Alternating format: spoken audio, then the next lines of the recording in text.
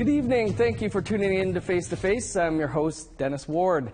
Our guest this week is well known in the United States and Canada. Winona LaDuke is an environmentalist, economist, writer, and the executive director of Honor the Earth, an Indigenous environmental advocacy organization that most recently played a role in the fight against the Dakota Access Pipeline near Standing Rock, North Dakota. I should also mention that Ms. LaDuke was a two-time vice presidential candidate with Ralph Nader of the Green Party in the United States. She lives and works on the White Earth Reservation in northern Minnesota. Winona, thank you so much for joining us here in studio. Thank you, miigwech, bonjour. If you could start by telling us when you first became involved and concerned with the environment. That's a funny question, you know. I mean, I think I was concerned with it ever since I could breathe. You know, and I've always lived at a pretty good place, a pretty clean place, you know, and where I live, you know, in my community, it's the same place that my greats harvested wild rice. You can still drink the water from a lake, still drink the water from our streams there, or, you know, from the springs, and so it's a good life. And you know, I noticed that there's a lot of things coming our way, a lot of bad ideas that would pollute us, but you know, I started working on these issues when I got into college. Largely, I was an undergraduate at Harvard University, spent some time there, but I spent a lot of time researching then uranium mining, which is quite across Canada. There's quite a bit of that, Serpent River, you know, and up in the Dene territories, and saw the impact of energy extraction on First Nations, at Navajo Nation and in the north here. And so that's, you know, 77, 78. I don't know if that was before you were born, but a while back. Yeah. Honor the Earth, the organization you represent, has become internationally known on the issues of climate change, renewable energy, the environment, environmental issues with Indigenous communities. How did it come to be? You know, worked in a lot of grassroots communities, and what I know is that, you know, people don't see our communities. We're geographically isolated, but yet we're kind of at the front end. I mean, if you look across the board, you know, 2/3 of the uranium, or 70% of the world's uranium, is in Indigenous territories. A good portion of the, obviously, the tar sands, other fossil fuels issues. And so, you know, on one hand, people like in an urban area, like maybe in Boston or maybe in, you know, Denver or someplace, are fighting a nuclear power plant or fighting, you know, against some big energy infrastructure. Well, the source of that is our communities. And so, you know, I work with the resistance in a lot of communities, testified at a lot of hearings, involved in filing a lot of lawsuits, you know, just really active like that. And Honor the Earth came about because we wanted to bring the arts and music into this movement and in a more highly, you know, visible means. And so the Indigo Girls, folk rock duo with, you know, Grammy Award winning, formed it with me in 1993. And so most of my adult life I've been working on these issues, and since 93 I've been at Honor the Earth and working nationally. We've been every place, you know, been into Canada some, but been to Mexico, and have been on the front lines of a lot of Native struggles, trying to bring resources, financial resources, attention, and music to people, music and the beauty of music to help us heal. You know, you mentioned, and we've talked about Standing Rock, and one of the things that came out there a lot was, you know, every time these resource developments seem to be going through, they're going through Indigenous lands. Is that something that you've noticed a lot over your decades in this? Well, you know, worldwide perspective, 20% of the Earth is in Indigenous territories. So think about that, and we're the remaining biodiversity. We're, you know, in the Amazon rainforest and the boreal forest in the north. That's Indigenous people. And so the remaining natural resources that are up for extraction by the Windigo economy, that's how I refer to it, as the Windigo economy, just lays to waste things for quarterly profits of corporations. Most of that is in Indigenous territories. That's right. And so, you know, we've been at the front lines of it, and we're going to continue to be at the front lines of it, you know, standing, you know, with people of all colors who say that we'd like a planet, you know, we'd like to be able to live here 100 years from now. I mean, Stephen Hawking, you know that guy I'm talking about, that super smart guy? Yeah. Stephen Hawking, like last week, came out and said, we got 100 years left, find a new planet. He said, go to Mars, it's close. I'm like, doesn't that make you a little bit concerned that Stephen Hawking is saying, you know, we're talking 7 generations from now? You know, but I'm saying that this society, whether it's in Canada or whether it's, you know, in the United States, this predator Windigo economy, Canadian multinational mining companies, 75% of the mining companies in the world are Canadian based, or the big tar sands companies, these guys are leading us down this path, which is destructive. And we talked about that in our prophecies, the time of the 7th fire, time to make a choice between 2 paths, and one well-worn but scorched, and the other not well-worn and green. And it's our time to make that. So it's in our prophecies, and Stephen Hawking just said the same thing pretty much. Time to move, you know, time to figure out how to get it together. I'd like to go back to Standing Rock for a second, where your group was very active. And what did it mean to you to see thousands of Native Americans, Indigenous people really from around the world come together for one common cause there in Standing Rock? What was that like to see? You know, I think all of us felt just beautiful. Like you went there and you felt, I mean, you were there. I felt like I was home. I felt like I was in a liberated territory where my people could decide what their future was. I saw, you know, I mean, each day you were there, you saw more beautiful people come in to pay tribute. It was like a Mecca to a homeland, you know, to honor our water, to honor our resistance, and to honor our vision. You know, because this is not just about saying no. This is about saying we know what the future looks like. We know what the future should look like. And, you know, it was powerful for me. I was out there, you know, off and on beginning in August. Our organization, Honor the Earth, was out there starting in April. We heard the call from LaDonna Allard for the Sacred Stone Camp. Our organization sent out 2 staff people, and we established a camp out there. We were in Red Warrior, and we were also at Sacred Stone for pretty much the duration of the time that was out there. And, you know, so I was proud of my people. And I was proud of water protectors from all over, you know, water protectors from all over the continent that came. And for those people, you know, there's some kind of conservative people from northern Minnesota that went out there, and other white people or whatever you want to call them, they're like, don't go there. It's bad, you know. And they were just a couple of Norwegians, really, you know, from the North Country. And they went out there and they said, that was beautiful, Winona. And they're working with me today to oppose Enbridge Line 3. You know, so people were emboldened, and, you know, it was a hard-fought battle. The system cheated us. You know, if the system worked, we would have had a full environmental impact statement. And if the system worked and a full environmental impact statement would have been done, what would have been clear is that it is not only unfair to put that pipeline, you know, just north of the Standing Rock Reservation, and that's environmental racism, as opposed to putting it just north of the city of Bismarck. But also, they would point out that that pipeline is not needed. There's, you know, without getting too geeky on you, there's 900,000 barrels of oil coming out of the Bakken today. There was 900,000 barrels of oil coming out of the Bakken last year. And in 2019, according to North Dakota's Minister of Mines, Lynn Helms, there'll be 900,000 barrels of oil coming out of the Bakken. The Bakken busted. They busted. And so why do you need a 570,000 barrel a day pipeline? Why do you need that? You know, it's all about greed. I don't know where the oil's coming from that, because they don't have an increase in demand. So my point is this, is that this is kind of like a lesson for all of us on what greed looks like. It also is a lesson of when, you know, rights of corporations are paramount, are enforced with brutality by North Dakota. You know, we refer to Standing Rock, you know, we refer to North Dakota, we refer to that as the Deep North. The Deep North. It's racist. And the things that happened there, you know, whether the 1,200 police that came out, the armored personnel carriers, the MRAP, right? Mine-resistant armored personnel carrier, the water cannons, the rubber bullets. That should not happen in civil society. Corporations do not have those rights to destroy your life. Were you shocked by the treatment of people on the ground? I was shocked, and I did not get injured, and I did not get arrested. But my family took some bullets. You know, and I did lose a horse out there, you know, and I hold, you know, the thing is about what happened there is I actually hold Enbridge responsible. And Enbridge, this corporation coming out of Canada, owns 28% of the Dakota Access Pipeline.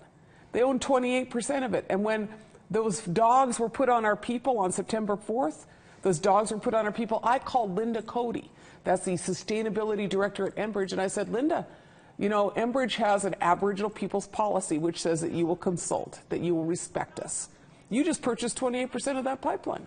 And you purchased 28%, and that company doesn't have any good behavior, you know? And so what you need to do is you need to say, slow down, don't shoot people, don't arrest people, have an environmental impact statement hearing, have a consultation process. And Enbridge did nothing. They watched that unfold. So we in Minnesota, and I believe in Canada too, we hold Enbridge responsible for 28% of the injuries.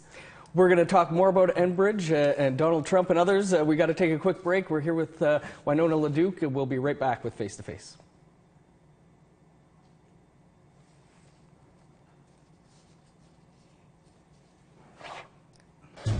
I could eat it.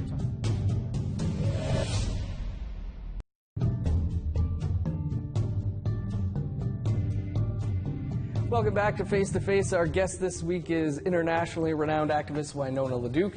Winona, you're traveling across Canada right now, speaking out. Tell us a little bit about what you're speaking about.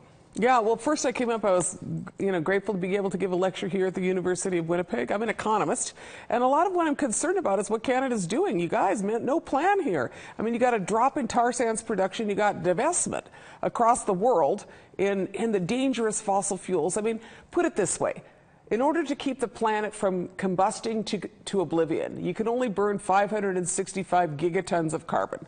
Like, I don't really have an idea how much that is, but that's a lot. Like, that's a lot. Gigatons gets out of my league. Yeah. But the tar sands has 200 gigatons of that. And so you got to keep the tar sands in the ground. And I know you got all addicted to your petrodollars up here, but it's a bad idea. And around the world, people are divesting. The divestment campaign was launched today. A lot of the chiefs in Canada have signed on to it, as well as a lot of major banking institutions. $5.2 trillion is what is moving into divestment out of fossil fuels. That's according to the UN Secretary General. So, I'm here to say, Enbridge got a bad idea. And, so this is our little... Enbridge has said that it's line 3. You see this here? Line 3 is going ahead. And what I want to say is that in Minnesota, what a lot of people don't know is that the Enbridge Corporation had a proposal for the Sandpiper, a fracked oil pipeline, and we defeated them in Minnesota. And that's when they bought the Dakota Access Pipeline. We defeated them last year, and we're coming up against them again, and we're going to stand tall. Enbridge has no business of that. And, coming into Minnesota and pretending that they have a social license to operate after injuring so many of our people. So I'm going to the Calgary Enbridge shareholders meeting tomorrow. And I'll be there. But, besides that, what I want to say is, look, Canada, I like that guy Trudeau. I mean, that Harper guy, I didn't like him. And people are saying, up here, ask me what it's like being with Trump. I'm like, we should learn from Canada, because you guys had 8 years of Harper, to endure. And he's like... Harper's kind of like Trump with a lot of extra buttons and missiles, still just really hateful practice. But, I'm here to say, look, Trudeau just approved new pipelines. He approved Trans Mountain, Enbridge, line 3. He's all happy about, Energy East. And the Globe and Mail itself says that your math is bad.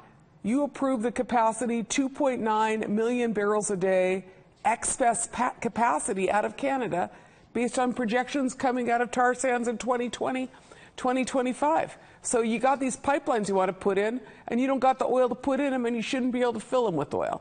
So that's called a stranded asset or a liability. And that's a bad investment, Canada, and that's a bad investment. Enbridge should be going renewables. Like this last weekend, did you see that? 85% of the power in Germany was renewable, almost all solar. So I'm like, hey, Germany is not like a southern country. It's a northern country. What's up, Canada? How come you can't do that? What's up, U.S.? How come we can't get 85% of our power from renewables? That's what I want. I want cool stuff, not dumb stuff. You're talking about divestment, and it was something that kind of worked in the fight against the Dakota Access Pipeline. They were successful in getting some of the banks to divest their money from that pipeline. Do you see that as a way of preventing some of these pipelines from moving? Yes, there's a divestment campaign that was launched today. All of the pipelines should not be going forward. None of them should be going forward. Because it's called a stranded asset. You start investing in something that in 10 years from now is going to be a piece of junk. A piece of pipeline junk. And the thing with Enbridge, for instance, is that Enbridge has a $5 billion renewable energy portfolio. So what I'm wondering is why you want to spend all this money on a pipeline that nobody wants. There's the largest oil reserves in the world are in Venezuela. They aren't in Canada. They aren't in Saudi Arabia. They're in Venezuela. So just get some more oil out of Venezuela. It's conventional oil. Treat that country with some respect, fair trade, and then move into a transitional economy. That's what baffles me. I mean, the whole thing with Dakota Access, $3.9 billion. You could have bought 64,000 solar panels for houses and put up 323 2-megawatt wind turbines for that. I'm like, what kind of dumb country does dumb stuff like that? What kind of corporation? Time to move on. Green path. There's been talk, aside from divestment, that there Canada could see hundreds of smaller Standing Rock type of movements take place against these pipelines. Is that something you think? You're going to see that. I guarantee you that Enbridge tries to bring that line into Minnesota, you're going to see a full-on throwdown, because there was thousands of our people at Standing Rock. There are thousands of them. And if you think it's me, my 3 little grandsons were there. And one day I'm sitting there writing at the kitchen table, and I look up, and one of them comes in with a helmet on. My water protector helmet has a big red sign on it. One of them comes in with a gas mask, and one comes in with a bandana, and they're 10 years old. So we all saw what happened at Standing Rock, and we're going to stand and we're going to oppose Enbridge. You know, and a lot of other people are going to do the same thing. In the final days at Standing Rock, I was there, you may have been as well, and there was talk of, you know, that this location's been lost, and it was lost, but the movement is just getting underway. Is that how you read what's taking place? That is right. We learned a lot from there. You know, the system did not work for us, and I'm not sure the system's going to work, but what is going to work is the fact that they are not going to be able to finance their projects, and there's not an economy that's going to support fossil fuels in the future, and we're going to protect our water. I mean, I really feel like it's this moment. You got to choose between oil and water. And I know what I'm going to choose. And, you know, for all of us that are so addicted to that fossil fuels, go for solar, go for electric. And, you know, just simply stated, I was at Harvard last week lecturing all week. And I was hanging out with a Malenkov professor of physics. Her name is Mara Prentice. Wrote a book called The Energy Revolution. And you know what she said? The reason it's going to change is physics. The car that you and I drove here in, and a combustion engine is 16% efficient.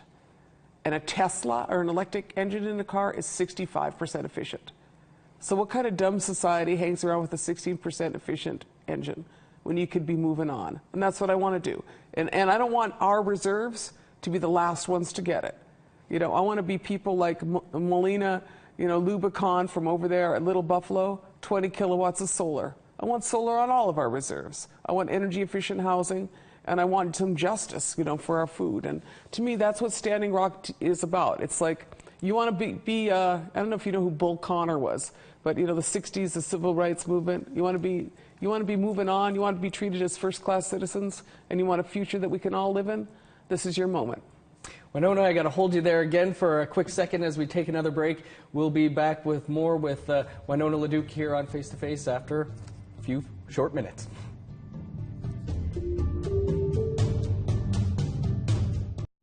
If a story is uncomfortable, would you change it? No, you wouldn't, because there's no power in holding back. Stories have the power to change lives, so true storytellers uncover every side of hunger, of families, water, shelter, and health. So we're going to tell your stories every day until issues transform, and our communities transform with them.